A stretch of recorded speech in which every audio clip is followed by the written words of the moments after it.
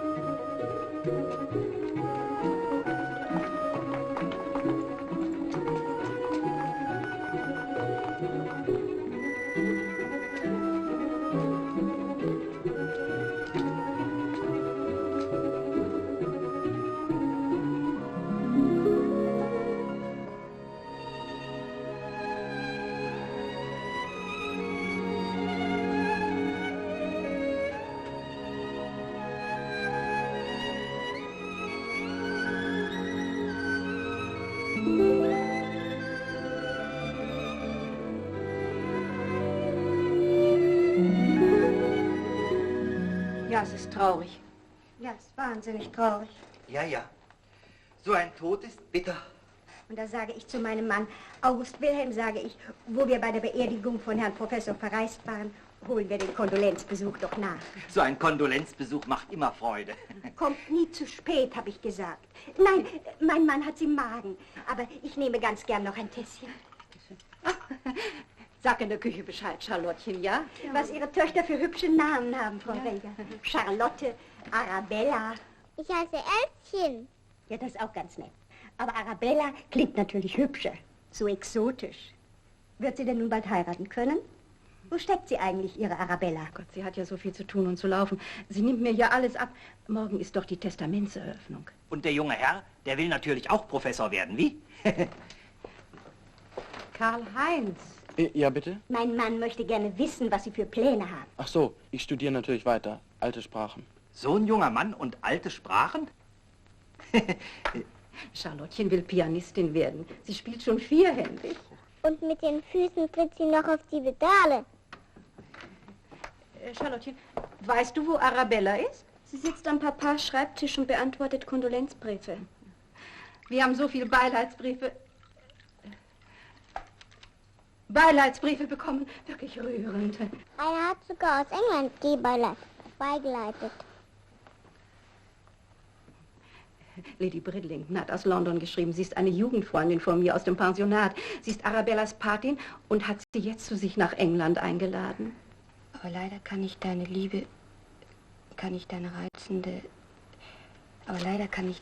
Einladung nicht annehmen. Arabella? Ja? Arabella, der Herr Apotheker möchte dich sprechen. Wieso ist er hier? Er hat darüber schicken lassen. Es wäre dringend. Aha. Ja, soll ich gleich? Ja, gleich. Er will gewiss ein bisschen bei dir den Papa ersetzen. Ja. Mein liebes Kind, würdest du mir bitte eine Frage klar beantworten? Hast du gewusst, dass euer Vater sein ganzes Vermögen verspekuliert hat? Aha, Bankier Schwendt hat geplaudert. Hast du es gewusst oder nicht? Ich habe gewusst, dass Papa Aktien gekauft hat. Ja. Arabellas Vater war eben leider ein unverantwortlicher, leichtsinniger Mensch. Papa war nicht leichtsinnig. Er hat Papiere mit Zukunft gekauft und immer genau berechnet, ob sie... Ja, dass sie steigen würden. Ja, sie werden auch steigen. Niemals, sagt Schwendt. Papa hat immer alles mathematisch berechnet. Und er verstand ja schließlich was vom Rechnen. Schwendt ist Bankier. Und Bankiers verstehen auch was vom Rechnen. Nur die Systeme sind verschieden. Mathematiker sind immer glücklich, wenn die Rechnung aufgeht und null übrig bleibt. Bankiers hingegen legen Wert darauf, dass ihnen ein Rest verbleibt, und zwar möglichst ein erheblicher. Naja, wir haben uns eben alle verrechnet. Wieso wir alle? Ja, wir alle. Dein Vater, du, ich und Helmut. Helmut. Papa, ich möchte nicht, Ja, also bitte, wir wollen hier doch nicht im Chor sprechen, ne? Wieso denn ihr? Was habt denn ihr damit zu tun? Mein liebes Kind, du warst heute bei Schwendt. Und damit ihr nicht auf der Straße steht, hat er euch eine zweite Hypothek auf euer bereits verschuldetes Haus gegeben. Davon könnt ihr gerade noch ein Jahr leben. Bescheiden leben, so sieht das aus. Aber was wird dann? Ja, darüber habe ich noch nicht nachgedacht. Und dir ist auch nicht ein Moment der Gedanke gekommen, dass Helmuts Vater ein wohlhabender Mann ist, hm? Nein. Eine reiche Heirat ist doch in solchen Fällen immer der beste Ausweg, nicht wahr? Na, Helmut, du wolltest da auch noch was sagen. Arabella, ich kann dir gar nicht sagen, wie schrecklich mir das alles ist. Ach so. Vater meint, wir müssen uns noch einmal prüfen. Soll ich dich freigeben? Vorläufig nur, damit zwischen uns alles ganz sauber bleibt. Das ist doch dann auch für dich am besten. Ja. Das ist dann auch für mich am besten. Sie haben ganz recht. Eine reiche Heirat ist in so einem Fall immer... Es ist sehr anständig von dir, Helmut, dass du mir da nicht im Weg sein willst. Ihr glaubt, ich bin nur hinter eurem Geld her. Ja, das war ja auch das, was ich immer im Sinn hatte. Es tut mir leid, dass wir uns so geirrt haben.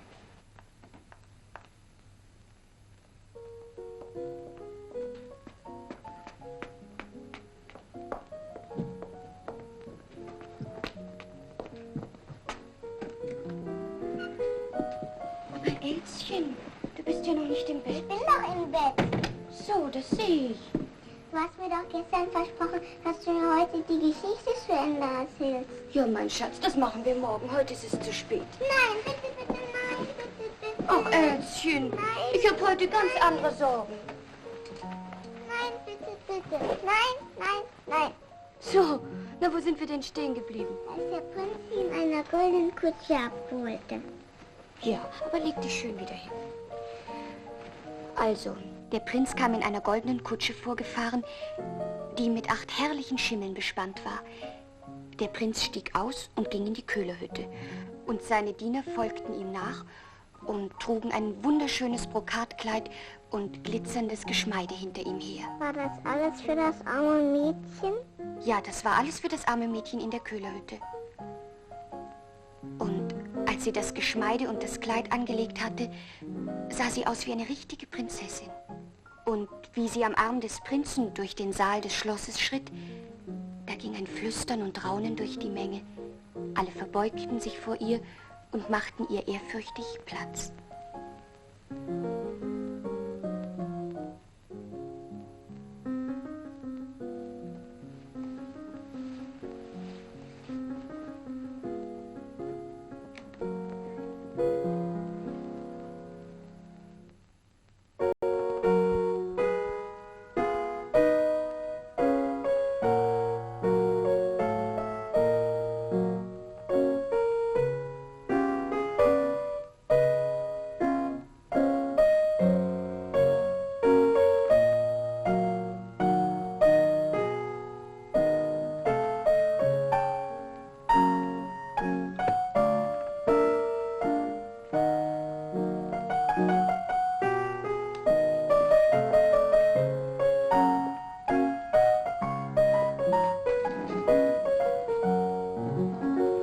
Warst du bei Hagemanns?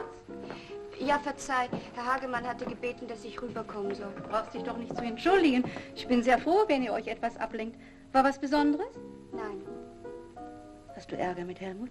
Nein. Nicht mich schonen wollen. Ach, Mami.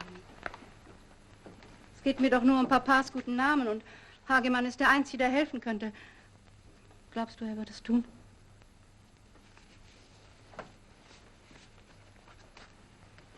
Er wird uns nicht helfen. Ich werde Helmut auch nicht heiraten. Was sagst du da? Wieso? Ja, wir haben die Verlobung gelöst. Das Mach habt dir ihr- keine Sorgen, Mami. Ich habe eben einen Brief an meine Patentante geschrieben. Doch nicht um Geld. Nein, nein. Ja, aber was könnte sie sonst für uns tun? Mamilein, hör mir mal zu. Du weißt, ich habe Helmut lieb gehabt. Wirklich lieb gehabt. Ich glaube auch nicht, dass ich noch mal jemanden lieben werde. Aber Kind... Weißt du, es gibt doch sicher in England wohlhabende Männer, die eine Frau suchen. Nein, das geht nicht, das sollst du nicht. Es Das ist werde ich einfach meine niemals Pflicht, tun. Mami. Ich bin die Älteste und muss für euch sorgen. Gefühle können wir uns jetzt eben nicht mehr leisten. Außerdem möchte ich, dass Charlotte und Karl-Heinz studieren können und dass Elschen hübsche Kleider bekommt und dass du dich auch vor den Leuten nicht mehr schämen musst.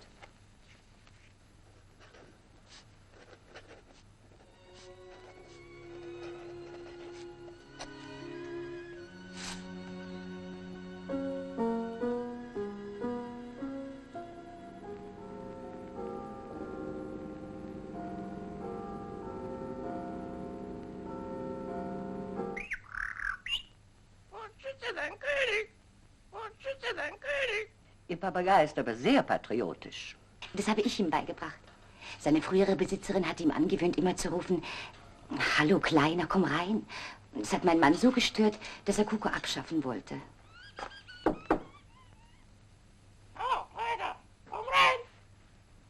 Madame werden abgeholt. Abgeholt? Jawohl, abgeholt von einem Herrn. Von meinem Mann? Nein, von einem jüngeren Herrn. Er sagte, Sie wissen schon. Ich soll nur sagen, von Herrn König. Aber Coco... Was soll ich bestellen? Liebste, können wir die Sitzung heute abbrechen? Ja, wir sind fertig. Entzückend. Nein, diese Ähnlichkeit. Vor allen Dingen der Ausdruck so genau. Sie sind eine große Künstlerin, Lady Brittington. Ich habe Ihnen auch gleich einen Scheck mitgebracht. 10 Pfund, sagten Sie doch, nicht wahr? Ja, wie Sie wollen. Es ist ja nur, was Leinwand und Farben kosten. Ein entzückendes Hobby. Ach, ich muss jetzt gehen. Ich lasse den Coco hier. John, bitte lenken Sie den Vogel ein bisschen ab, wenn ich jetzt gehe. Ihr ruft uns immer etwas so Schreckliches hinter mir her. Coco. Weit haben wir es gebracht, dass Milady gezwungen sind, sich so etwas von den Papageien solcher Damen anhören zu müssen. Ist sonst noch etwas? Ja. Soll ich das blaue Zimmer für das Patenkind von Milady herrichten? Es ist schwer zu heizen. Zu schwer oder zu teuer? Wie man es nimmt. Ich habe doch eben 10 Pfund für das Porträt dieses blöden Vogels verdient. Gott schütze den Coco. Für diese 10 Pfund werden wir uns jetzt Kohlen kaufen. Wenn es nicht reicht, werden wir im Garten noch ein paar Bäume fällen.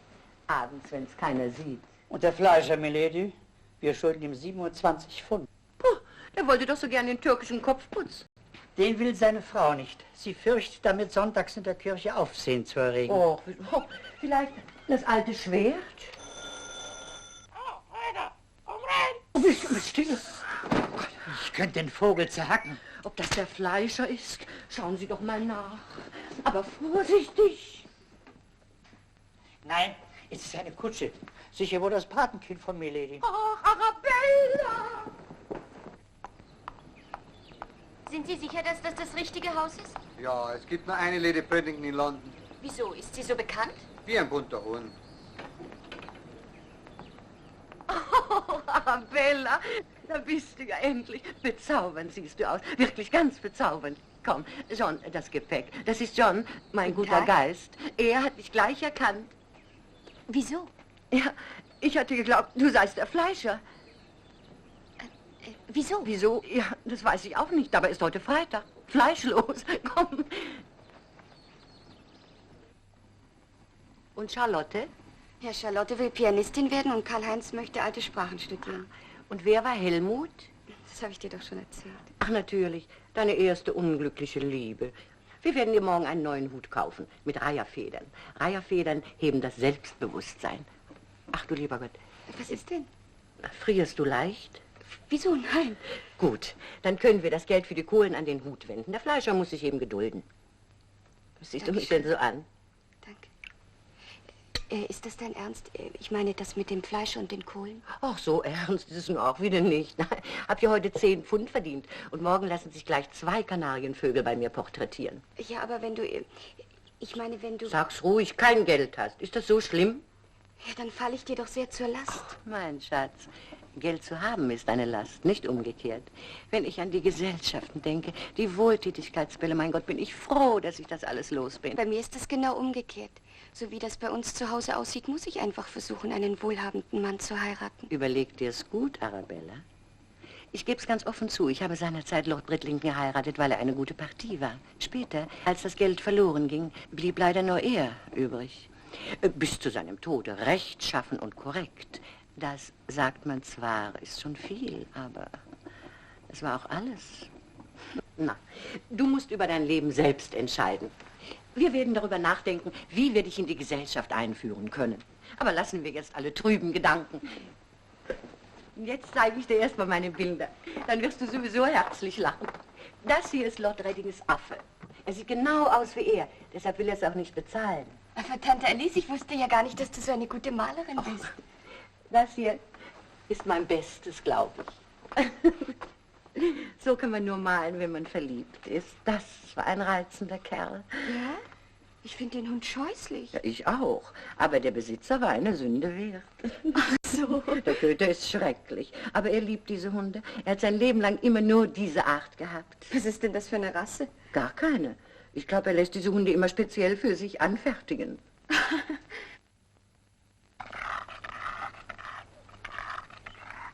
Das ist ein Pferdbild, was? Die Gänge hat er von der Mutter, die Kopfhaltung vom Vater. Und das Wiehern hat er von der Großmutter. Das sich Ihre Lordschaft nur nicht wieder einwickeln lassen und das Pferd halt verschenken. Ich? Der wird mich kennenlernen. Der kennt Sie leider. Aber reiten kann er. Ja, reiten kann er. Aber reden kann er auch. Nun bin ich aber neugierig. Na, der Gaul ist ein bisschen tief in der Gruppe. Tief in der Gruppe? Also sowas muss ich mir von einem Londoner Salonhelden sagen lassen. Fleetwood, unter uns, lahmt er nicht auch ein bisschen?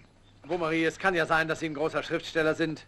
Ihr Verleger behauptet, Sie wären ein Kenner der Frauenseele, aber von Pferden haben Sie keine Ahnung. Also gut, dass Sie fürchten, von einem Literaten hereingelegt zu werden. 100 Pfund. 100 Pfund? Sie sind ja 200. 190 vielleicht, aber... Ja, 200 Pfund. Sie wollen mich nur wieder beschwatzen. Ich habe ja gar nichts gesagt. Ja, genau wie Lady Bridlington. Will Lady Bridlington auch ein Pferd kaufen? Oh nein. Aber sie hat mir heute einen Brief geschrieben, ich soll irgend so ein Patenkind von ihr in die Londoner Gesellschaft einführen. Noch dazu eine Ausländerin. Was sagen Sie dazu? Naja, Sie sind ja selber so ein komischer Ausländer. Wieso sollen Sie das gerade machen? Das frage ich mich auch schon den ganzen Vormittag. Die stellt sich vor, ich ziehe mit ihrem blödsinnigen Patenkind auf allen Tees und Bällen herum. Also ein junges Mädchen auf der Londoner Markt werfen, das wird Sie was kosten. Ich komme Ihnen auf 120 Pfund entgegen. Aber nur, um Ihnen und Ihrem Patenkind eine Freude zu machen. Meinem, dem von der Bridlington. Das freche Ding kommt nach London und will gleich einen reichen Mann kennenlernen. Gut aussehen soll er, geistreich soll er sein. Die hat sich offenbar mich vorgestellt. Naja, sehr richtig. Sagen Sie, wann haben Sie eigentlich Ihren Empfangstag? Wie immer, Dienstag 5 Uhr. Wollen Sie mehr über die Kleine anhängen? Nee, aber die Bridlington kann sie Ihnen ja anhängen. Ich meine, kann sie ja bei Ihnen einführen. Ne? Das Ganze interessiert mich ja gar nicht. Also 100 Pfund, mein letztes Angebot. Aber Sie haben mir doch schon 120 angeboten. Ich hab's mir überlegt. Überlegen Sie sich's auch, Lord Fleetwood, und sagen Sie mir am Dienstag Bescheid. Sie glauben doch nicht, dass ich am Dienstag zu Ihrem Empfang komme, hä? Im Gehrock, wenn es Ihnen recht ist. Ja, mit steifen Kragen, was? Ich müsste ja blödsinnig sein. Dieser Kran. Dieser Kran ist mein Tod. Lord Fleetwood. Ja. Ich bin Ihnen ja so dankbar, dass Sie sich der Mühe unterzogen haben, mich... Aber das ist doch gar keine Mühe. Ich musste ja an sich sowieso hierher. Lord Fleetwood, Ja? ich habe ein bisschen Angst. Also umgekehrt wird nicht, ne? Entschlüsse führt man durch. Das ist nun mal meine Devise. Die vielen eleganten Frauen hier, ich komme mir ganz verloren. Na, also Herr Beaumaris wird Ihnen ja nicht gleich heute schon einen Heiratsantrag machen. Ne? Er wird sich ja schließlich auch noch überlegen. Haben Sie ihm etwa erzählt, dass ich... Ich ihm? Niemals. Ja, natürlich doch. Ich meine, nicht erzählt. Ich glaube, wir müssen nun mal reingehen, nicht? Sonst stehen wir hier noch den ganzen Nachmittag rum. Sag ihm mal, der soll nicht nach Venedig. Liebes Gott, mit dem wir uns in seinen Büchern durchschauen. Das sind doch männliche Vorurteile. Warum sollte eine Frau nicht Kriegsminister werden? Ist sie hübsch, hat sie keine Zeit für diesen Beruf. Und wenn sie hässlich ist, wird kein Soldat für sie sterben wollen. Entzückend, er hat immer eine Antwort. Wenn alle immer nur Witze gemacht hätten, würde die Menschheit heute noch wie die Affen auf den Bäumen leben. Mir wären Kokosnüsse lieber als Kanonenkugeln. Ah, Sie sind auch da. Wieso? Ja. Da wird sich ja meine Frau freuen. So. Hallo, Lord Fleetwood. Wie geht's? Wusste ja, auf Sie kann man sich verlassen. Pardon. Ja, also das bitte ist unser Gastgeber und das ist Fräulein Arabella Rieger aus Deutschland. Freut mich sehr. Lord Fleetwood hat mir schon einiges von Ihnen erzählt. Ja? Ja, gar nichts habe ich ihm erzählt. Beaumaris spielt immer den lieben Gott, der alles weiß. Also, was ist denn mit unserem Handel? Was für ein Handel? Fleetwood und ich haben einen geheimen Handel. Unter uns gesagt, er will mir da etwas anhängen, weil er mich für einen steinreichen Mann hält. Reden Sie doch nicht so einen Unsinn, Beaumaris. Stellen Sie mich doch mal bitte erstmal hier der Dame vor, ja? Aber Lord Fleetwood, wir kennen uns doch seit Jahren. Ja, wir sind überhaupt verwandt, ne? Er geniert sich, weil es um Geld geht. Fleetwood hat mir etwas angeboten, was nur für sehr viel Geld zu haben ist. Ich nehme an, Fräulein Rieger, dass Sie von der Sache wissen und die Summe sogar sehr genau kennen, um die es da geht. Erhalten Sie den Preis für angemessen? Für das Pferd? Wahrscheinlich kennt Lord Fleetwood das Pferd besser als Sie. Bravo, sehr richtig. Und darauf kommt es an. Ich bin der Ansicht, dass sich Pferde auf den ersten Blick einschätzen lassen. Genau wie Frauen. Einfach nach ihrem Aussehen. Und Männer nach ihrem Vermögen. Wie bitte? Ich pflege Männer nur nach ihrem Vermögen einzuschätzen. Sie meinen das im übertragenen Sinne nach Ihren Fähigkeiten und Talenten? Nein, ich meine schon Vermögen im Sinne von Geld und Besitz. Geld gut angelegt vermehrt sich. Alles andere, Aussehen, Witz, Geist, verliert im Laufe der Zeit, kommt aus der Mode und wird langweilig. Geld dagegen kommt nie aus der Mode. Geld wird auch nicht langweilig. Lord Fleetwood, würden Sie mich jetzt bitte dem reizenden Ehepaar aus Indien vorstellen? Ah ja, gerne. Ich kenne die Inder gar nicht, aber ich war heilfroh, da wegzukommen. Ich will die Inder ja auch gar nicht kennenlernen. Ich wollte nur möglichst schnell da weg. Ach so, ja. Ach, entschuldigen Sie, aber darf ich mich Ihnen bekannt machen? Ach so, es hat sich erledigt. Liebes Kind, wenn Sie hier solche Töne anschlagen, wäre es besser, Sie wären gar nicht erst hergekommen. Ich wollte ja eigentlich gar nicht herkommen. Sie wollten doch. Ich? Sie sagten doch vorhin, Sie müssten sowieso hierher. Ja, also gehen wir. Wir können unmöglich gleich wieder gehen, wo wir eben erst gekommen sind. Jetzt müssen wir anstandshalber noch ein bisschen bleiben.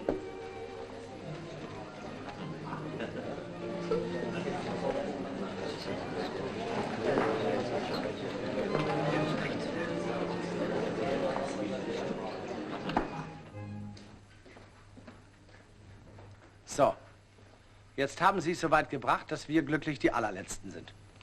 Das ist genau das, was ich wollte. Wir können ja jetzt bald gehen.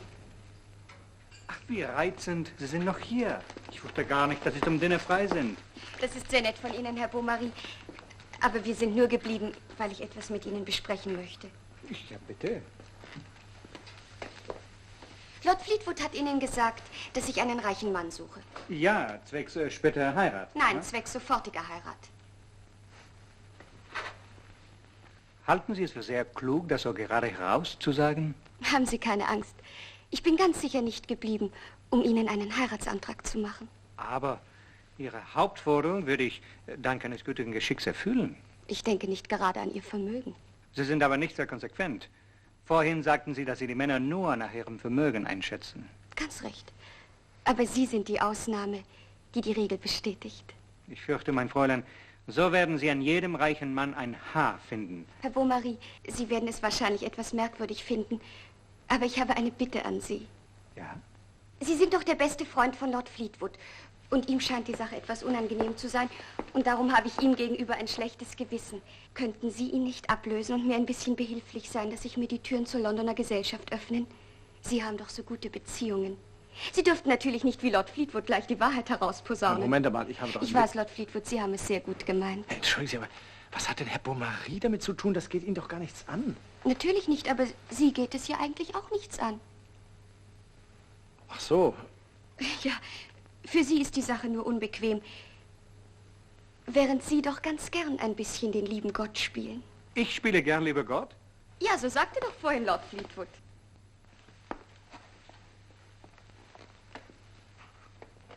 Glauben Sie wirklich, dass man auf diese Art sein Glück machen kann? Ja, alles andere sind Illusionen, die ich hinter mir habe.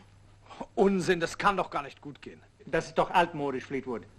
Ich glaube, die meisten Frauen heiraten so. Nur sagen sie es nicht laut. Fräulein Reger ist einfach ehrlicher als alle anderen. Wetten, dass das alles nur Gerede ist? Wetten, dass Fräulein Reger in, sagen wir, 5 Wochen unter der Haube ist? Unter einer Goldhaube.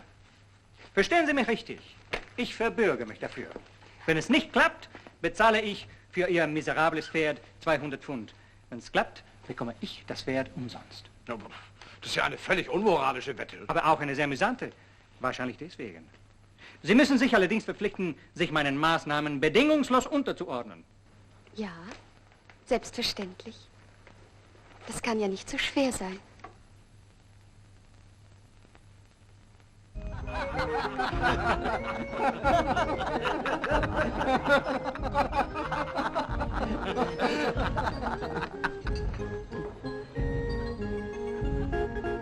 Runter damit, Fräulein. So werden Sie nie auf den Geschmack kommen. Na,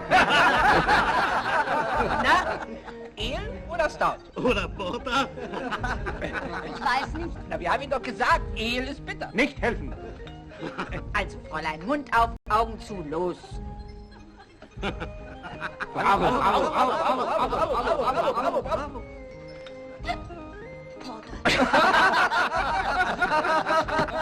Aber Porter ist doch dunkel, Kindchen. Das war Ale. Und wie schmeckt's? Gut, was? Das ist die Hauptsache. Wissen Sie auch, warum es so gut schmeckt? Weil die Fässer in diesem Lokal nicht gerollt, sondern getragen werden. Ja. Das muss man nämlich beim Bier. Der Fachmann sagt, sonst bricht es. Und jetzt wollen wir mal sehen, ob Sie auch Ale und Stout unterscheiden können. Da bin ich aber Ein Ale, ein Stout und noch ein Porter für mich. Sie werden wohl überhaupt nicht betrunken. Ich nehme immer einen kleinen Schnaps dazu. Das hilft über die Runden. Wollen Sie auch einen? Sie wollen mich wohl unter die Erde bringen. Wenn Sie einen Bierbrauer heiraten wollen, müssen Sie was von Bier verstehen. Ich bin immer neugierig. Ist ja reizend, ist ja zu reizend.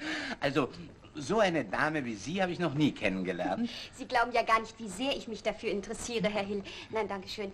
Bierbrauerei ist ja eine große Kunst. Ein edles Ale, ein gepflegtes Porter, ein kühles Stout. Das bedeutet mir mehr als ein schönes Bild oder ein gutes Buch.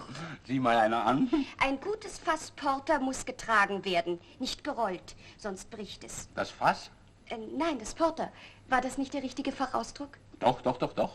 Sie kennen sich aber sehr gut aus. Ja, ich habe ja schon als Kind... Bier getrunken? Nein, Bierfilze gesammelt.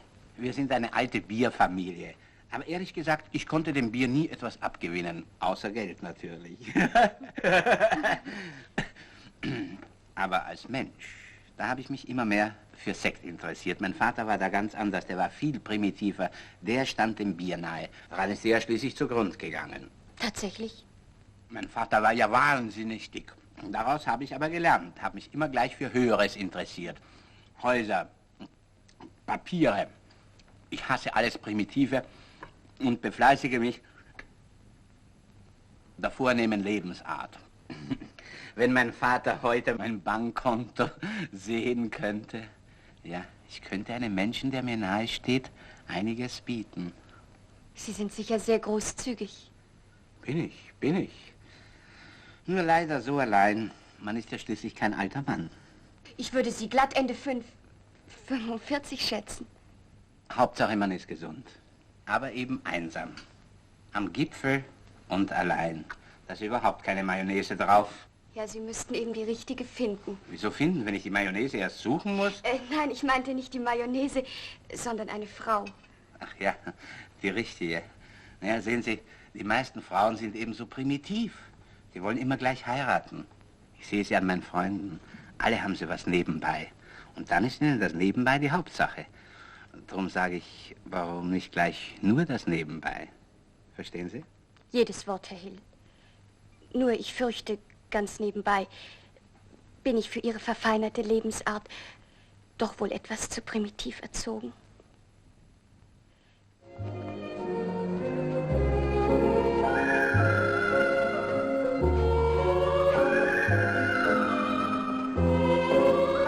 Weiter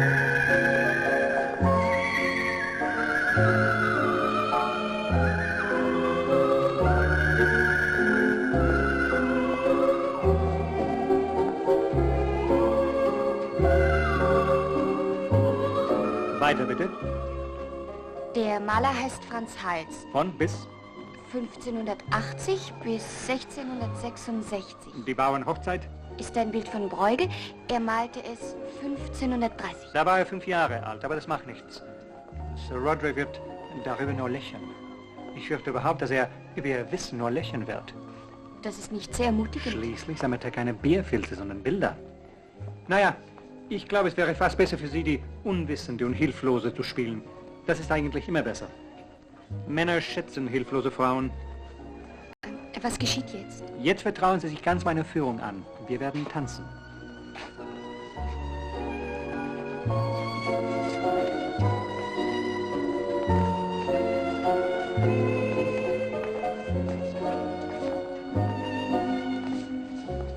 Seltsam, wie schwer Ihnen das alles fällt.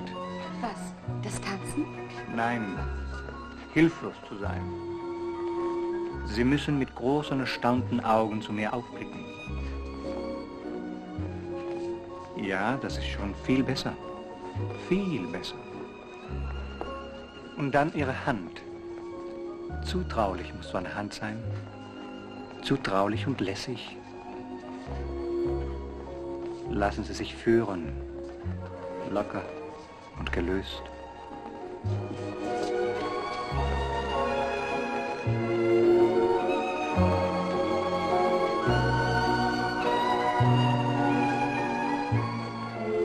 Ah, enttäuschte Liebe muss schrecklich sein. Wer ist enttäuscht?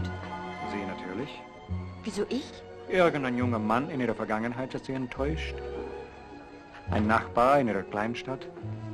Vielleicht der Sohn des Bankiers oder des Apothekers. Sie haben in meiner Vergangenheit herumgeschnüffelt. Da tun Sie mir aber Unrecht. Beinahe hätte ich jetzt gesagt, da überschätzen Sie mein Interesse. Es liegt doch auf der Hand, dass Ihnen sowas passiert ist. Sie finden sich manchmal sehr lustig. Ich wollte mich gar nicht über Sie lustig machen.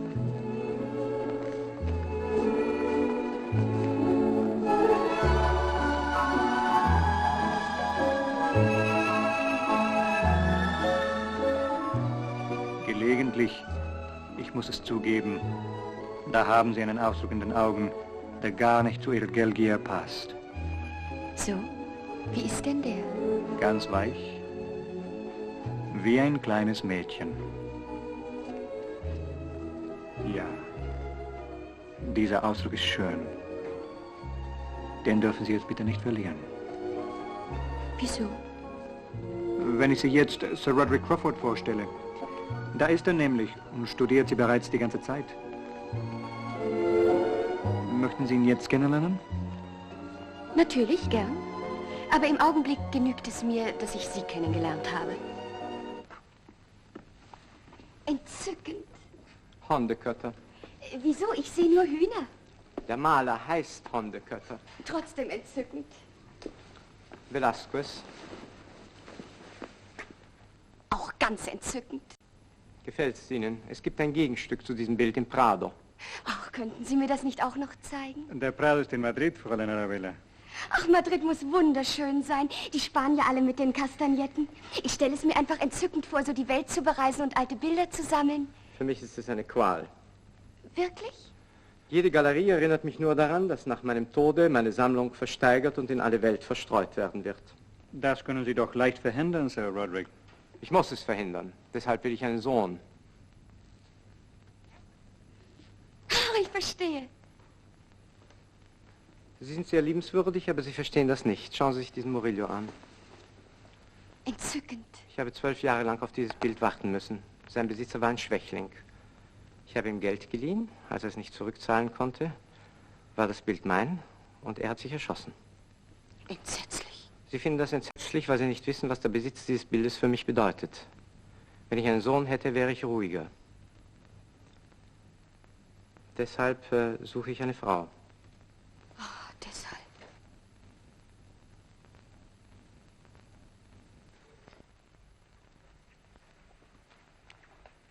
Wer ist das? Schon verheiratet.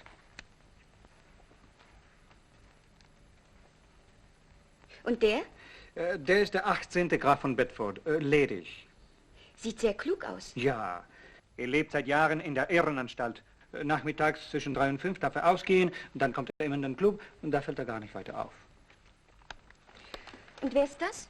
Das ist Sir Archibald Duncan. Verheiratet? Im Gegenteil. Er sucht seit Jahren eine Frau, die sich im Urwald mit ihm von Moskitostechen und von Nashörnern durchbohren lassen möchte. Ein Großwildjäger? Das gefällt Ihnen, nicht? Und warum findet er keine Frau? Könnte genug haben. Er ist wählerisch. Entmutigt Sie das? Nein, keineswegs. Warum sich Frauen seinetwegen umbringen, ist mir trotzdem ein Rätsel. Ach, hat sich seinetwegen eine umgebracht? Eine? 3.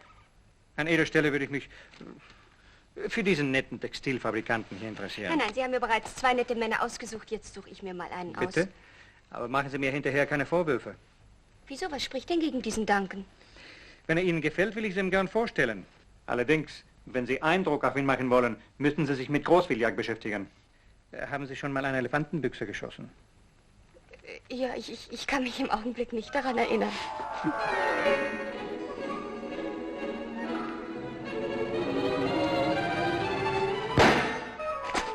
Sie hatten doch vorhin einen so schönen Stand, Fräulein Reger.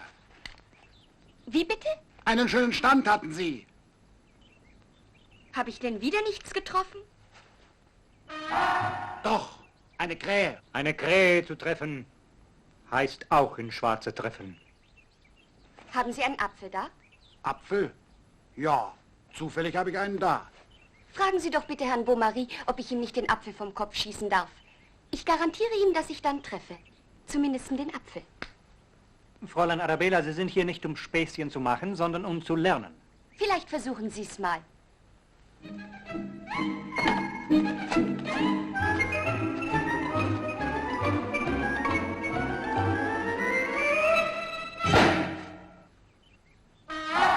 Nanu, Fräulein, plötzlich geht's.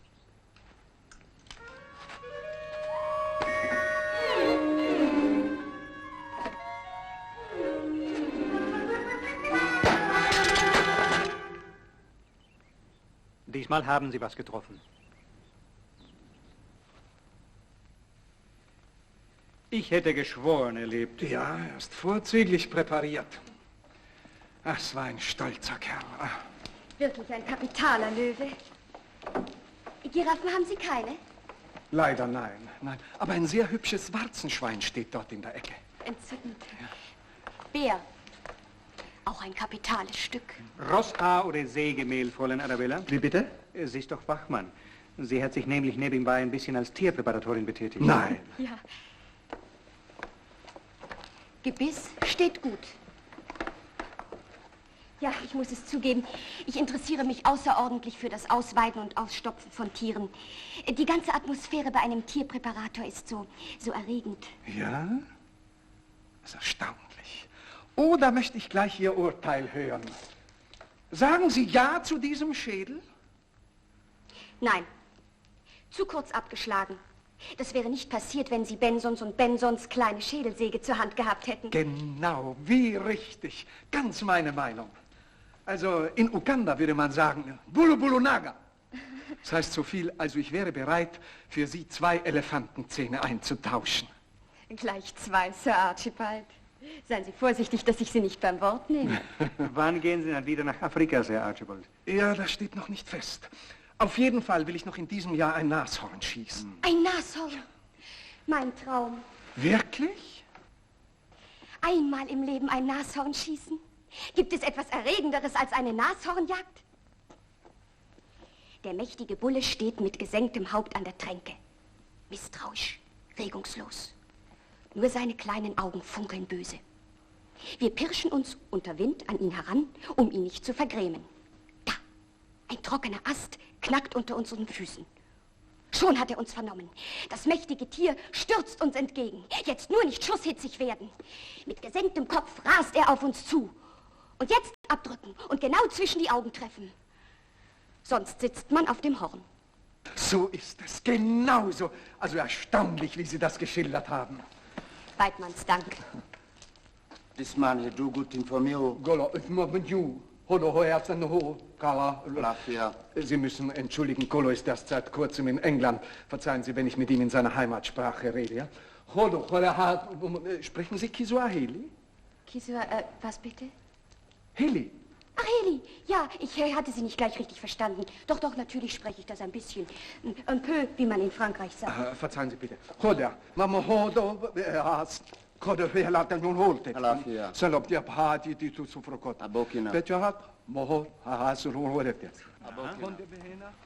Ein faszinierender Mann, nicht wahr?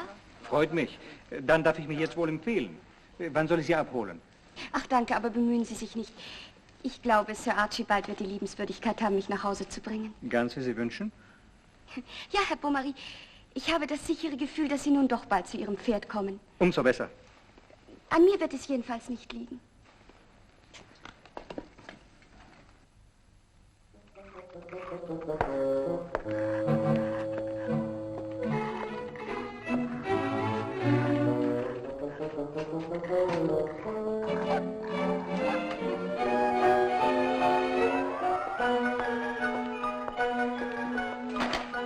Hallo, Fleetwood. Sie sind hier? Ja, ich bin hier. Ich meine in London. Ich denke, Sie sind auf dem Land. Das täuscht. Theoretisch stimmt's, aber Lady Bridlington sorgt dafür, dass ich in London unentwegt voll beschäftigt bin. Na, warum lassen Sie sich eigentlich von Lady Bridlington so ausnützen? Weil ich ein Trottel bin. Das ist die einzig vernünftige Erklärung. Naja, die Bridlington muss eine sehr reizvolle Person gewesen sein. Möglich. Ich habe sie ja eigentlich kaum gekannt.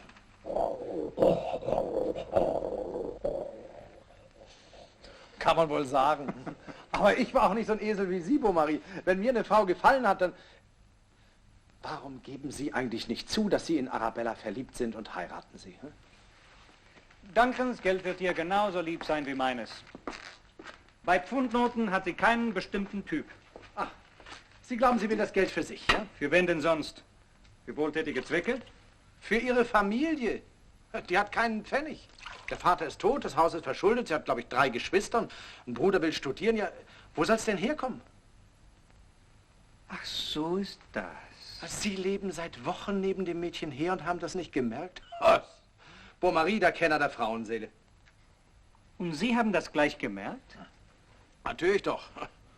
Und warum haben Sie mir nie etwas davon gesagt? Weil es mir Lady Bridlington erst heute erzählt hat. Ich meine, gespürt habe ich das immer. Wilfred, meinen Wagen! Schnell!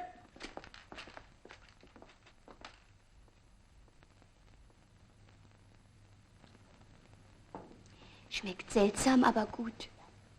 Was ist denn das? Palmblätterwein, etwas ganz Leichtes. Davon muss ich immer ein kleines Fass zu Hause haben. Auch Golo trinkt den sehr gerne. Übrigens, vergessen Sie nicht, Ihrem Diener zu sagen, wenn er das Fass transportiert, muss er es tragen, nicht rollen, sonst bricht er. Der Diener? Nein, der Palmblätter... Nein, bin ich in was Falsches reingeraten. Ist aber sehr stark, nicht wahr? Das ist ein ganz merkwürdiges Gefühl. Meine Leute trinken das wie Wasser. Mein Personal kommt ja aus Afrika, nicht? Eingeborene. Wenn ich in England leben muss, will ich mir wenigstens zu Hause eine afrikanische Atmosphäre schaffen. Deshalb habe ich mir auch den Tropenanzug angezogen. Ja. Übrigens, der Palmwein wird in Afrika zu einem ganz besonderen Anlass gebraut. Haben Sie schon etwas vom Liebesfest der Kulumatschen gehört?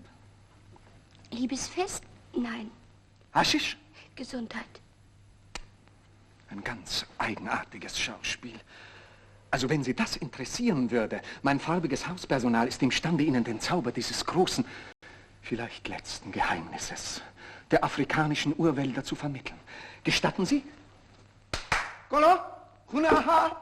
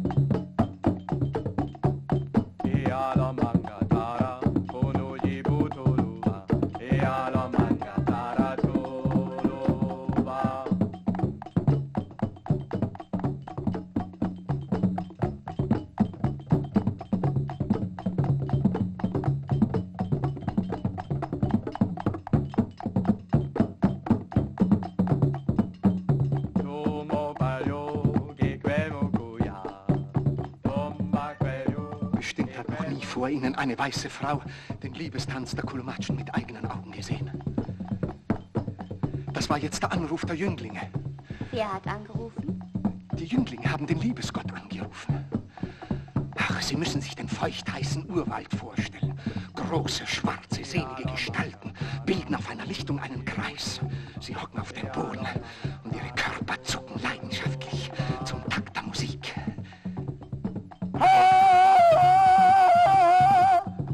Haben Sie den Schrei gehört? Doch. Das war das Signal. Jetzt kommt die Jungfrau. Ah, die hat er angerufen. Ja, nein, sie ist ganz nur mit Blumen im Haar. Der Kreis der Freier öffnet sich.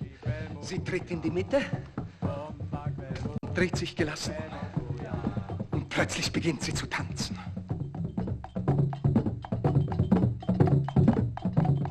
Sie tanzt und lockt und bietet sich an. Dem einen, dem anderen. Und bald kann ja keiner widerstehen.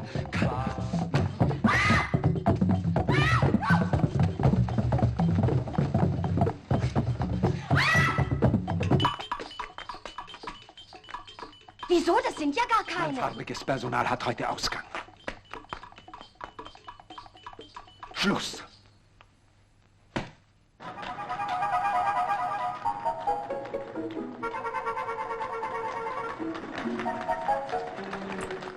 Steigen Sie ein.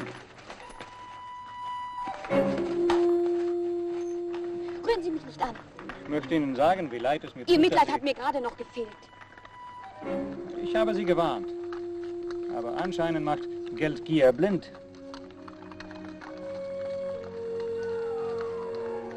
Wozu brauchen Sie all das Geld? Um sich Kleider zu kaufen? Hm? Schmuck, Kutschen, Häuser, ist das alles, was Sie im Leben interessiert? Haben Sie darauf gar nichts zu antworten? Nein. Also gut. Was soll jetzt geschehen? Dass Sie immer noch nicht aufgeben wollen? Ich werde Sie aufgeben. Sehr unsportlich von Ihnen, in Anbetracht meiner Wette. Ganz abgesehen von der Zeit, die ich mit Ihnen schon vergeudet habe, kosten Sie mich nochmal 200 Pfund. Wie kann ich das nur je wieder gut machen? Naja, Sie könnten mich ja auch pro forma heiraten. Dann bekäme ich wenigstens das Pferd umsonst. Ich will sofort aussteigen. Anhalten! Anhalten! Sie sind ein dummes Kind. Wollen Sie bis nach London zu Fuß gehen? Jawohl!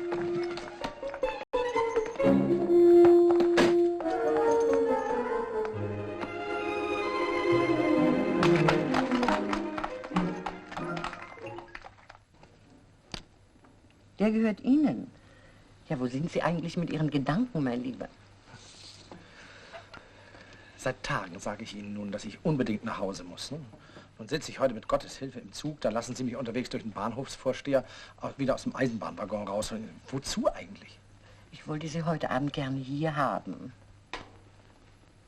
Verehrteste Alice, also ich bin doch nun Ihren Reizen wohl mindestens so verfallen wie... Aber Fleetwood, Sie glauben wohl, an Ihnen sind die Jahrhunderte spurlos vorübergegangen. Ich wollte Sie heute Abend gerne hier haben wegen... Ach so. Leider ein bisschen Dummerle, wie? Da Ihr Boumarie sich nur über Arabella lustig macht und ihr nur die unmöglichsten Leute vorstellt, will sie ihn natürlich nie mehr wiedersehen. Fleetwood, jetzt müssen Sie etwas in der Angelegenheit unternehmen. Arabella ist ja so unglücklich. Was ist denn? Meine Schwester hat sich verlobt. Wie nett. Was ist denn daran so komisch? Der junge Mann ist reich. Was sagst du nun? Ich fahre nach England, ärgere mich die ganze Zeit mit diesem arroganten Lümmel herum. Naja, das hat sich ja nun erübrigt. Edgar sieht nicht nur blendend aus, ist groß, sportlich und musikalisch, sondern ist auch sehr wohlhabend. Und hat uns sofort angeboten, die Hypothek zu übernehmen, sodass wir keine Sorgen mehr zu haben brauchen. Großartig. Was sagen Sie? Auf Wiedersehen. Ich kann jetzt gerade noch den Zug um 11:30 Uhr erreichen. Aber nein, Sie bleiben. Ich brauche Sie doch. Aber jetzt ist doch alles erledigt, verstehen Sie denn nicht? Auch ein bisschen Dummerle, was? Jetzt muss doch Arabella keinen reichen Mann mehr heiraten. Und den Beaumaris will sie doch nie mehr wiedersehen. Aber das sagt man doch immer. Das habe ich doch auch immer gesagt. Erinnern Sie sich denn nicht? Und dann kamen immer unsere schönsten Zeiten. Doch, Lord Fleetwood, Beaumaris ist mir zutiefst zuwider. Aber ich würde ihn doch gern noch einmal sehen. Wie bitte? Ja, um mich an ihm zu rächen. Um ihn einmal klein zu sehen und ihn zu blamieren, wie er es die ganze Zeit über mit mir gemacht hat. Ja. Ja, ich verstehe jedes Wort und sogar noch einige mehr, die du gar nicht gesagt hast. Jetzt gibt es nur eines, du musst ihn eifersüchtig machen. Fleetwood, jetzt müssen endlich Sie mal etwas tun.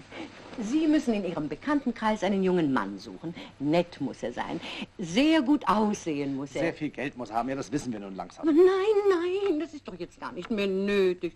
Fleetwood, Fleetwood. Verstehen Sie denn nicht? Nett muss er sein. Charme muss er haben. Wissen Sie denn niemand? Ja, der junge Gordon Blair, der ist sehr nett und der hat auch Charme. Oh, du, den kenne ich. Oh, du, der ist himmlisch. Es geht nicht, der hat Geld. Na und? Das schadet doch nun auch nicht direkt. Sie sind aber auch gleich zu gründlich. Oh, der hat auch noch Geld. Der wäre doch von vornherein der richtige Mann für Arabella gewesen. Warum haben Sie uns denn den bis jetzt vorenthalten?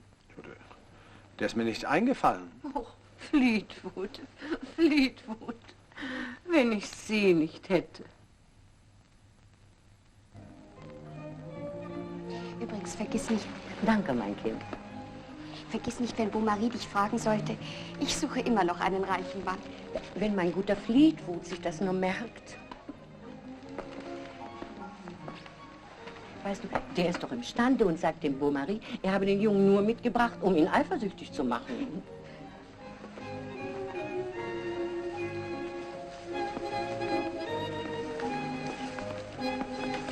Lady Bridlington.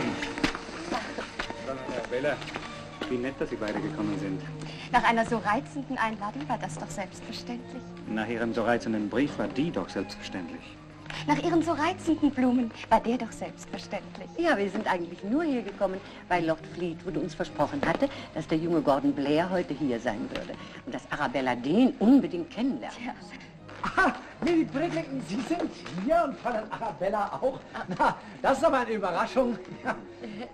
Zu meiner maßlosen Verblüffung ist hier plötzlich und unerwartet mein junger Freund Gordon Blair aufgetaucht. Darf ich Ihnen vorstellen? Sag mal, Gordon, wieso bist du plötzlich bei mir aufgetaucht? Du bist hier sonst nie gekommen. Ja, es war mir ehrlich gestanden immer etwas zu geistig bei dir. Ich bin nämlich hauptsächlich Sportsmann. Aber Lord Fleetwood sagte mir gestern, dass gerade in der letzten Zeit eine ungewöhnlich reizende junge Dame bei dir aufgetaucht sei. Die wollte ich mir natürlich anschauen. Ich finde, Lord Fleetwood hat nicht übertrieben. Was treiben Sie denn für Sport? Er rudert für Oxford. Oh, ich mache eigentlich alles. Rudern, Reiten, Automobilfahren. Sie fahren Automobil? Selbst? Das ist ja fabelhaft. Ich bin noch nie Automobil gefahren. Ich stelle es mir himmlisch vor. Aber überlassen wir die jungen Leute jetzt ihrem Schicksal. Ein reizender Bursche, dieser Gordon Blair. Ja, ist ein reizender Mensch. Ja, und vor allem sehr wohlhabend. Ja, das ist ja jetzt nicht mehr so wichtig. Ja, eben, und das ist ja sehr wichtig. In Arabellas Fall sehr richtig, was Sie da eben sagen wollten, Lord Fleetwood. Glauben Sie, wie oft ich schon aus dem Automobil rausgeflogen bin? Toll. Neulich habe ich mit meinem Vetter ein Wettrennen gemacht. Der ritt sein Pony. Das Biest ist schnell, sage ich Ihnen. Natürlich hat das Automobil gesiegt. Gesiegt hat das Pony, weil es vor dem Automobil wie verrückt durchgegangen ist. Das gilt natürlich nicht. An sich war das Auto viel schneller. Ja, ja, es muss ein Gefühl sein, als ob man fliegt. Ja. Meins ist ein Rennwagen. Die Firma will nächstes Jahr eine noch schnellere Type rausbringen.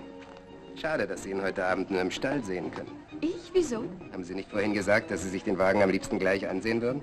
Nein, das habe ich nicht gesagt. Schade. Aber vielleicht können Sie Gedanken lesen. Beaumaris, mögen Sie meiner Frau und mir die Freude machen und heute Abend irgendwo nett mit uns essen gehen? Vielleicht in den alten Keller in Chelsea. Ja. Das Lokal haben Sie doch auch so gern. Ja, sehr gern, aber ich habe ja Gäste. Och, nehmen Sie von Ihren Gästen mit, wen Sie wollen. Der junge Gordon Blair ist doch so ein reizender und anregender Mensch. Ich finde ihn zwar eher einen schlichten Geist, aber sein Vater veranstaltet eine große Jagd. Und da möchten Sie den Sohn verpflichten, um eingeladen zu werden. Ach, Sie sind ein entsetzlicher Mensch, Beaumaris. Aber Sie kennen ja Owen Spleen mit dem Jagdreiten. Gordon, Harrows haben mich zum Dinner eingeladen und fragen, ob du mitkommen willst. Ich habe gerade mit Fräulein Reger verabredet, dass ich ihr nachher mein Automobil zeigen werde. Aber Fräulein Reger wird ja auch mitkommen. Und dann Lady Brillington und Lord Fleetwood sind auch von der Partie in die Fahr Fleetwood. Sie kommen mit uns anschließend essen. Nein, das geht. Ich muss den Abendzug nach Ach Hause. ja, natürlich. Aber Sie kommen sicher mit. Ja, wenn Lord Fleetwood mitgekommen wäre, dann ja. Naja, So- großartig. Sie beide kommen mit. Entschuldigung, ich sage Und so besteht wohl auch Hoffnung, dass Fräulein Reger uns das Glück in der Gegenwart zuteil werden lässt. Ich finde es reizend von Ihnen, Herr Harrow. Aber wenn Sie mir die Gesellschaft von Herrn Beaumaris versprechen und ich andererseits die Möglichkeit habe, mit Herrn Blairs Automobil zu fahren, dann entscheide ich mich lieber für das Automobil. Sie werden verstehen, Herrn Beaumaris kenne ich schon. Aber Automobil muss einfach himmlisch sein. Arabella? Ja. Du musst mir aber versprechen, gleich nachzukommen. Ich sitze nur dir zuliebe mit Beaumaris und diesen entsetzlichen Harrows hier herum. Sicherlich wollen sie nachher noch weitergehen. In dieses abscheuliche Lokal in den alten Keller. Bestimmt. Oh, ich finde es ja entzückend von Ihnen, dass Sie den Abend mit uns verbringen wollen. Wohin gehen wir denn noch? Wir wollten gerne in den alten Keller gehen. Aha. Ja, wir dachten, dass das auch Ihnen am meisten Spaß macht. Ah, haben Sie es gleich erraten. Entzückend. Ja, die jungen Leute kommen etwas später nach. Aber beeilt euch bitte. Mir liegt nämlich daran, dass Lord Fleetwood noch seinen Abendzug erreicht. Mein Gott, wie lange kann denn das Ganze schon dauern? So ein Automobil ist doch rasch besehen. Unten sind die Räder, oben ist die Hupe, in der Mitte stinkt's.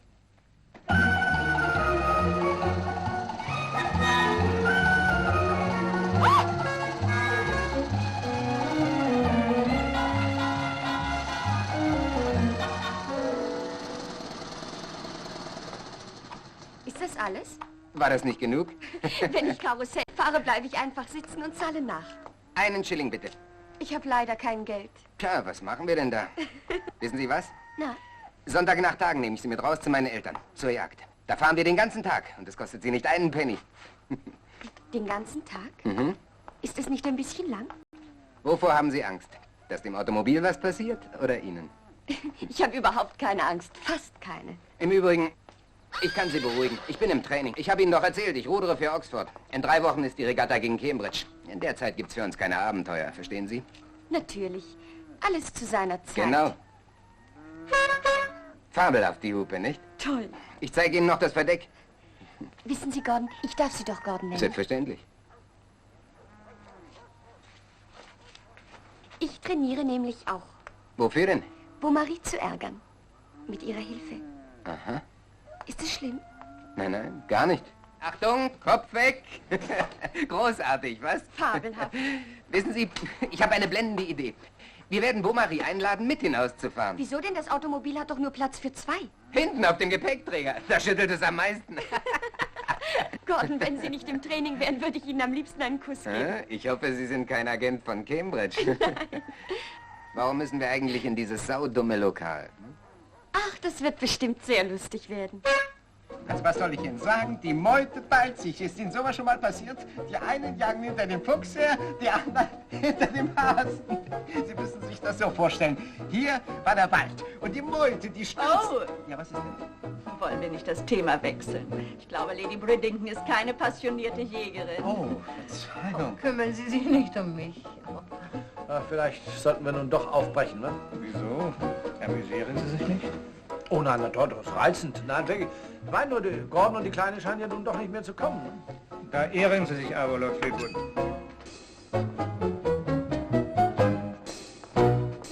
Bitte entschuldigt. Ich weiß, wir sind schrecklich spät. Aber wir sind noch mit Gordons Automobil gefahren und dann waren wir im Ruderclub und da hat er mich ein bisschen herumgerudert. Welch ein Glück, dass Sie nicht auch noch boxen, Gordon. Sonst hätte sich Arabella wahrscheinlich noch mit Ihnen geprügelt. Haben Sie schon gegessen, Arabella? Danke, nein, ich bin gar nicht hungrig. Dürfen wir zuerst ein bisschen tanzen? Aber ja, bitte. Gordon, können Sie tanzen? Natürlich. Was kann er nicht? Wollen wir? Bitte.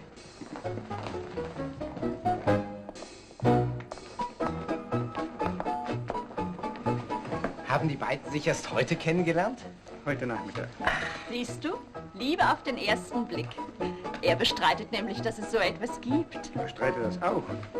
No, zu meiner Zeit gab's sowas. Stimmt's? Hallo, Fleetwood.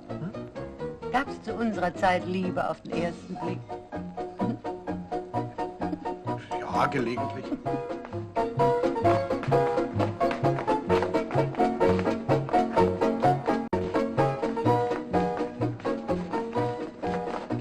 Ob sich jemand geärgert hat?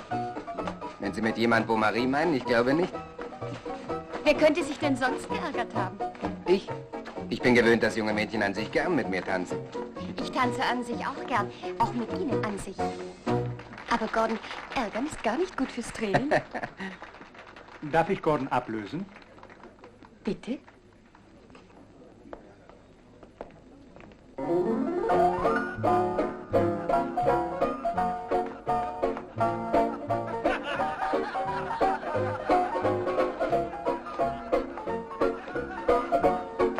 Sie wollten doch nicht nur mit mir tanzen. Erraten? Also, was sagt der liebe Gott? Er sagt, Gordon wird sie nicht heiraten. Das macht gar nichts, deshalb habe ich ihn trotzdem sehr gern. Davon haben Sie wenig. Sehen Sie, das habe ich mir auch erst gesagt. Aber dann wurde mir plötzlich so wohl und warm ums Herz. Sie haben ein Herz aus reinem Gold. So? So hart, meine ich. Ja, das habe ich auch erst geglaubt. Und nun stellt sich plötzlich heraus, dass wir uns beide geirrt haben. Kommen Sie, halt es nicht mehr länger aus. Na Gott sei Dank. Ich wollte ja schon seit Stunden gehen. Gehen? Was heißt gehen? Sie sollen jetzt mit mir tanzen. Tanzen? Ja. Aber ich habe schon seit 20 Jahren nicht mehr getanzt und dieses moderne Gehopse kann ich sowieso nicht. Aber erlauben Sie mal, der Tanz heißt Bullyball. Ja, wenn ich weiß, wer heißt, kann ich doch noch nicht tanzen. Ne? Sie brauchen doch nur zuzusehen, was die anderen machen. Das kommt überhaupt nicht. Aber das kommt Sie doch nur unser Paar beobachten. Ach, nun stellen Sie sich doch nicht so an, Fleetwood. Schließlich können Sie mir doch auch mal einen Gefallen tun. Komm. Aber hier plötzlich... Komm, bitte doch.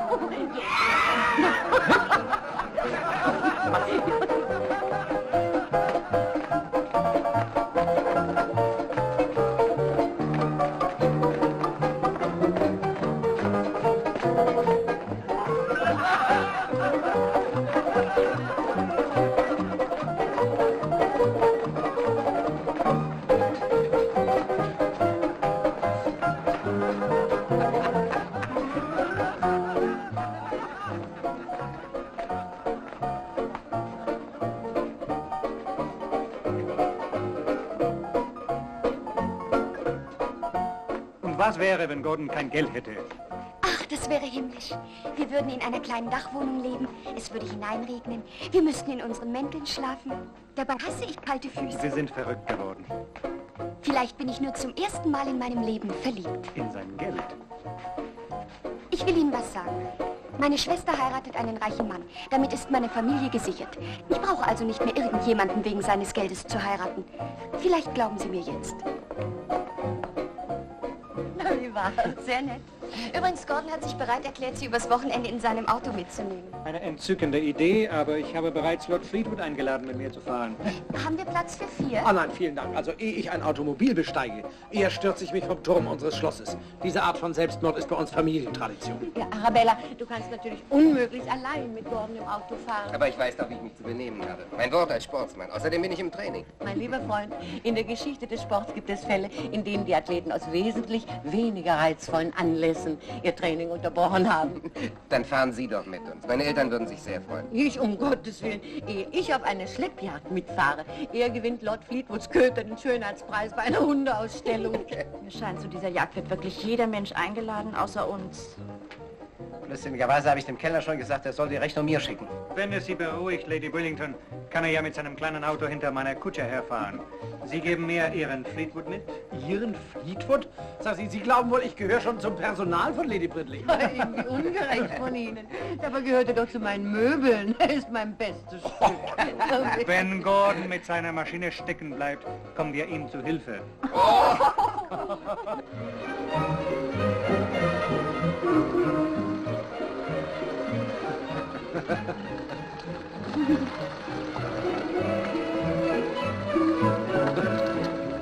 Wie geht's meinem Pferd? Ihrem Pferd? Ich denke, es lahmt und ist zu tief in der Gruppe. Einem geschenkten Gaul? Geschenkt? Na, wenn 200 Pfund für Sie geschenkt ist? Noch habe ich die Wette nicht verloren. Noch hat Arabella gewisse Heiratsaussichten. Gewisse ist ein bisschen ungewiss ausgedrückt. Sie hat todsichere. Ich denke nicht einmal an Gordon. Nein, Arabella denkt nur an Gordon. Also bitte. Und wo hat sie den Jungen kennengelernt? Bei mir. Ja, aber durch mich. Sie haben doch alles dafür getan, dass Arabella den Jungen nicht kennenlernt. Ach, Fleetwood, bitte. Sie leiden an Fantasien. Mir ist der Gordon einfach nicht eingefallen. Ihnen auch nicht. Nun gut, mir glaubt das ja auch jeder, aber Ihnen? Wieso? Naja, ich bin ja anerkannt verschusselt, aber Sie sind anerkannt raffiniert. Na, sehen Sie doch selbst in meinem Buch nach. Vor 100 Jahren hat es noch keine Automobile gegeben. Na also, wie soll ich es denn dann berechnen? Welches ist der höchste Straßenzoll, der je gezahlt wird? So geht das nicht, junger Mann. Ich habe mal mit einem Zirkus großen Ärger gehabt. Da habe ich die Löwen als Pferde berechnet. Nie wieder. Sie wollen uns also nicht passieren lassen. Ich will schon, aber ich kann nicht. Moment mal.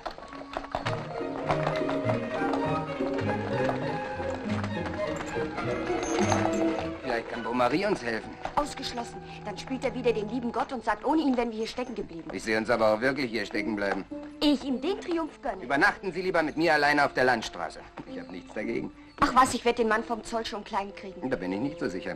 Der Mann vom Zoll ist jeder Zoll ein Mann vom Zoll.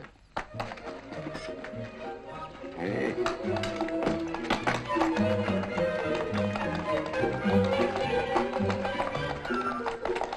Die lässt er natürlich durch. Ach, wird Beaumaris da wieder stolz sein. Wenn ihm doch wenigstens der Hut runterfiele. Also das kostet Sie 3 Schilling und Sie können weiterfahren. Wieso denn plötzlich? Ha, der Herr hat die Sache aufgeklärt. Er hat ja auch vollkommen recht. Sie haben gar kein Automobil. Sondern? Einfach eine Kutsche ohne Pferde. Eine Kutsche mit 2 Pferden kostet 5 Schilling, also ohne 3, bitte. Den bringe ich um. Aber nicht doch. Wo der Herr doch so nett war. Sie haben aber von Ihrem Vater nichts geerbt. Wieso? Ja, als Tochter eines Mathematikprofessors hätten Sie doch auch auf den Kniff mit der pferdelosen Kutsche kommen können. Ja, ja, machen Sie sich nur über mich lustig. Schnell, Wilfred, schnell!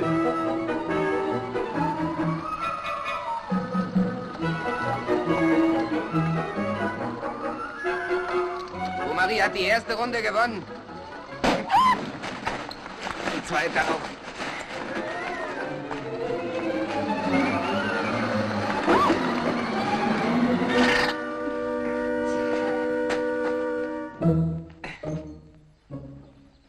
Ein Nagel. Ist was kaputt gegangen? Nein, der Nagel ist ganz geblieben. Dreckding.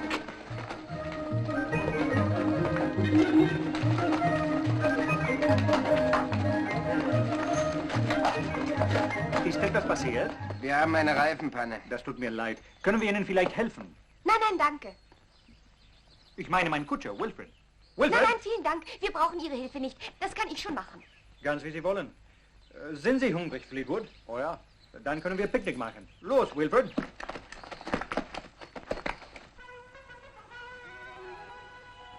Na, Fleetwood, schmeckt's? Oh ja. Wollen Sie nicht etwas Kartoffelsalat? Kartoffelsalat? Nee, danke. Ich muss Diät halten. Aber hier, von dem Hummer können Sie mir noch ein Stück geben. Bitte.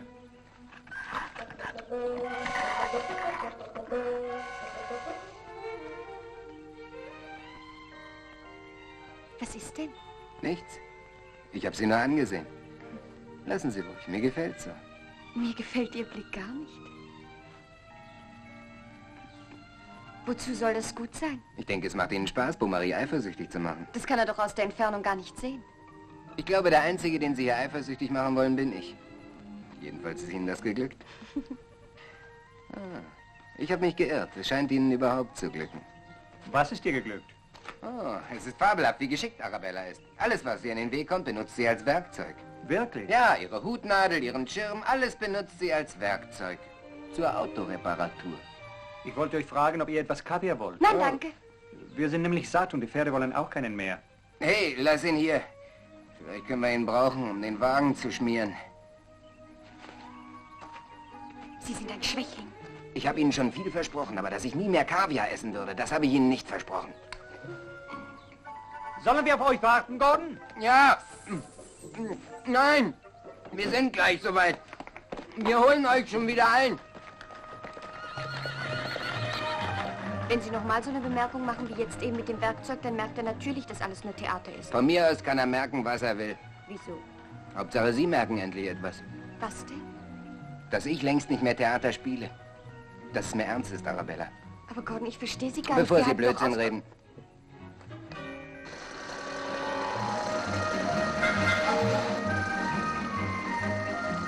Ich Ich glaube, die dritte Runde ist unsere.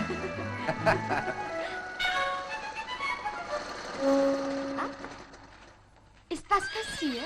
Gordon, ich fürchte, ich muss auf deine Einladung von neulich zurückkommen. Wir fühlen uns sehr geehrt. Nein, wie reizend. Beaumaris hat sich's überlegt und möchte nun doch Auto fahren. Steigen Sie ein, Fleetwood. Ja, kommen Sie neben mich. Jetzt kommen Sie noch zu Ihrer ersten Autoparty. Ja, auch das verdanke ich meiner Freundin Bridling. Sollen wir Sie ins Gepäcknetz klemmen oder wollen Sie lieber aufs Schutzblech geschnallt werden, ne?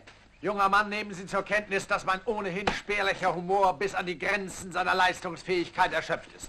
Und für Sie haben wir hier vorne auch noch ein Plätzchen frei. Vorsicht. Ach du liebes bisschen. So. Der Koffer.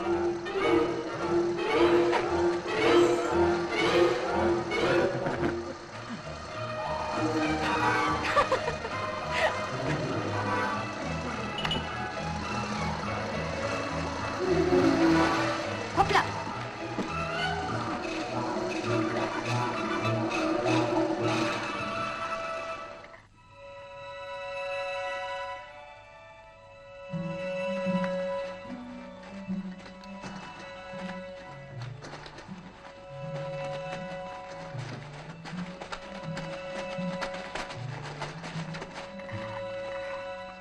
Was ist denn nun los? Nichts, wir sind da. Wenn ihr bei der 4. Reparatur nicht nervös geworden Dann wäre wärt... es zu einer 5. gekommen und dann hätte Fleetwood der Schlag getroffen. Nein, dann hätten wir ganz bequem... Also das Wort bequem will ich nun heute Abend nicht mehr hören.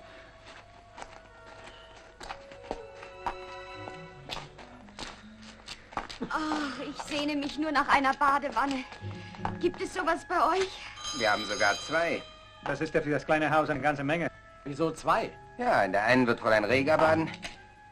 Und wer wird in der anderen baden? Ich denke, wir Männer. Hm? Sie glauben doch nicht, dass ich mit Ihnen zu dritt in einer Badewanne bade? Nacheinander, Lord Fleetwood. Mein Gott, wenn ich an ein gemütliches, blau gekacheltes, einsames Badezimmer zu Hause denke. Lord Fleetwood, in spätestens einer halben Stunde liegen Sie im weichen Bettchen. Na, ich weiß nicht. Da hier offenbar niemand hört, sollten wir uns entschließen, in die Scheune zu gehen und im Stroh zu schlafen. Wie wir aussehen, würde ich sagen, gehen wir lieber gleich in den Schweinestall. Ich bin's, Elsa. Ach mein Gott, der junge Herr. Wieso ist denn niemand mehr auf? Wir haben Sie doch erst morgen früh erwartet. Ihr Vater hat gesagt, wenn Sie mit dem Automobil fahren, werden Sie bestimmt unterwegs übernachten müssen. Ihr Herr Vater war ein weiser Mann. Machen Sie uns heißes Wasser, Elsa, und holen Sie alle Putzmittel, die im Hause sind, ja? Ach, die Herrschaften sind Herrschaften. Ich dachte schon, die Herrschaften wären Neger.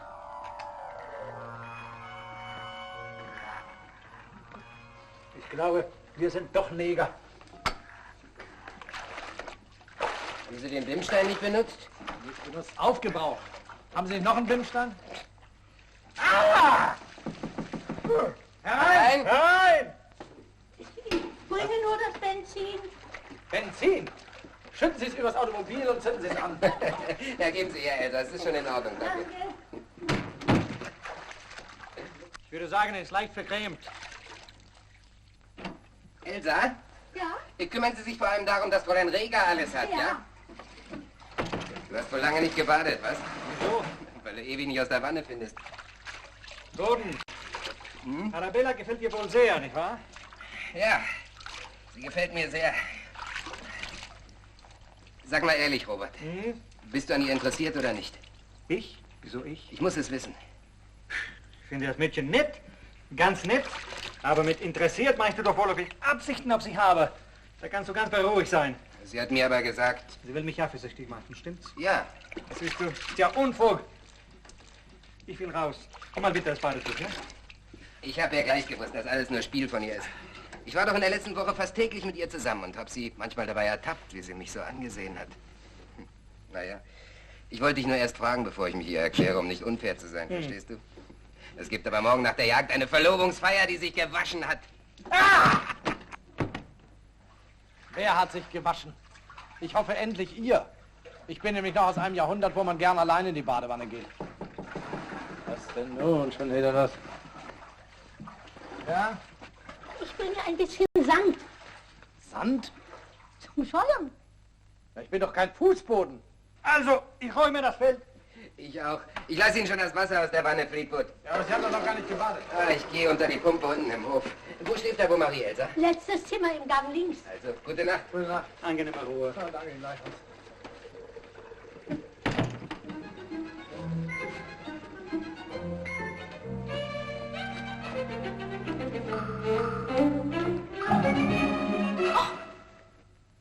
Wenn Sie höflich wären, Herr Beaumaris, würden Sie jetzt Pardon sagen. Wenn Sie taktvoll wären, würden Sie sagen, Pardon, mein Herr. Auf jeden Fall machen Sie die Tür zu, es zieht. Pardon, pardon.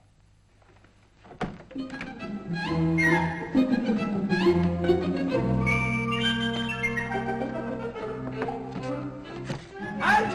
Draußen bleiben! Wer ist denn da schon wieder zum Kuckuck? Ich bin's. Lassen Sie mich rein.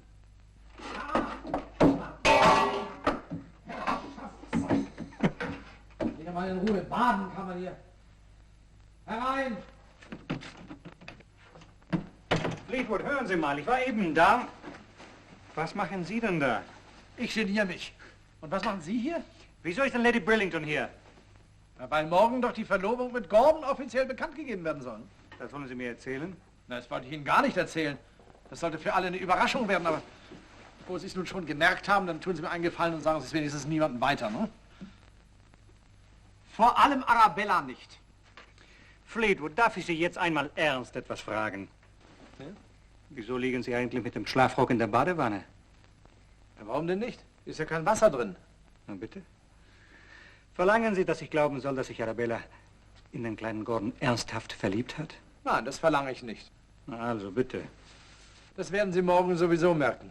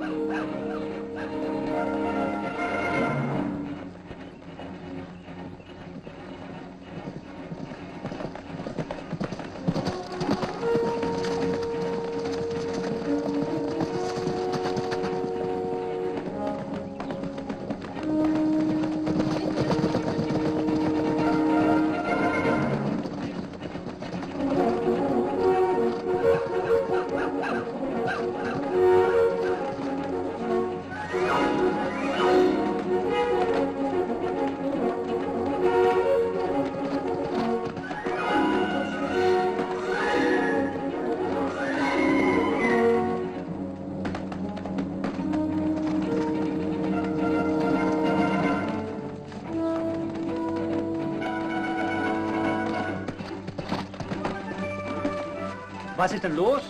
Meine Reitgerte. Lassen Sie doch, wir verlieren sonst die anderen. Ach, reiten Sie ruhig weiter. Ich denke ja gar nicht daran.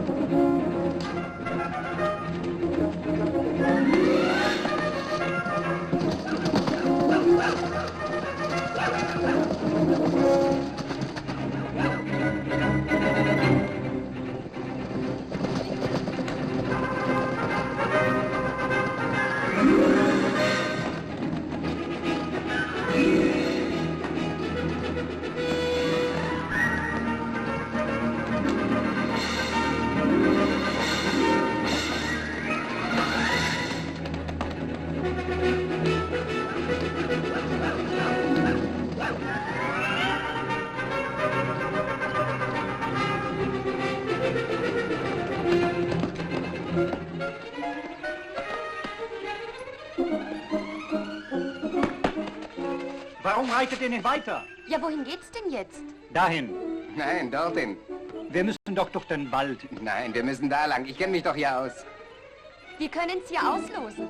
Also, wem vertrauen Sie mehr? Wenn Sie mich so fragen, ihm.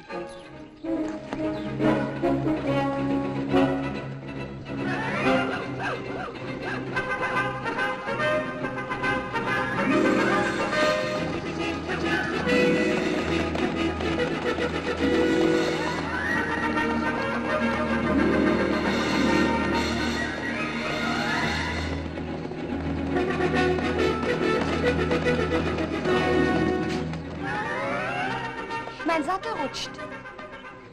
Sie steigen besser ab.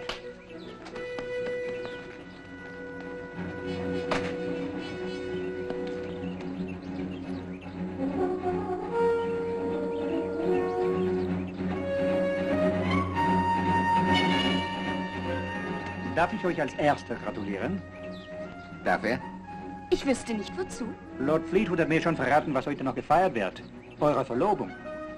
Also, Gordon, ich muss dir jetzt ein ganz großes Kompliment machen. Ich habe mich wirklich bemüht, Arabella zu verheiraten, ohne Erfolg. Und du kommst daher und... Na, wie lange kennt ihr euch? Eine Woche. Und in einer Woche hast du sie erobert? Na, fabelhaft. Fabel. Dein Pferd wird dir noch davonlaufen. Hauptsache, Arabella läuft mir nicht davon.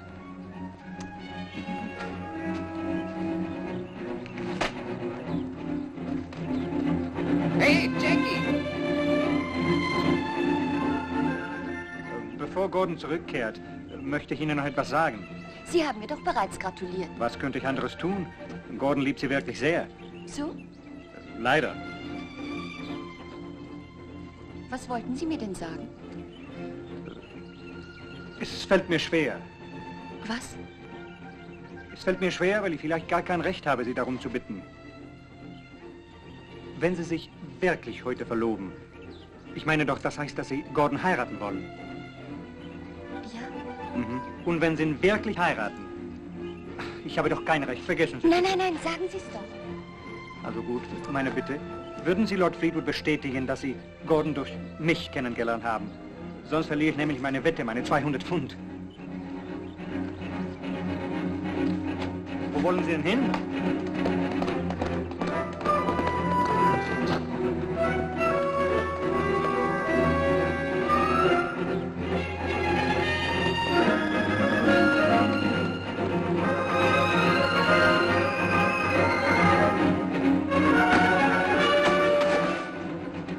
Himmel, sie ist gestürzt! Da ist Beaumaris. Arabella!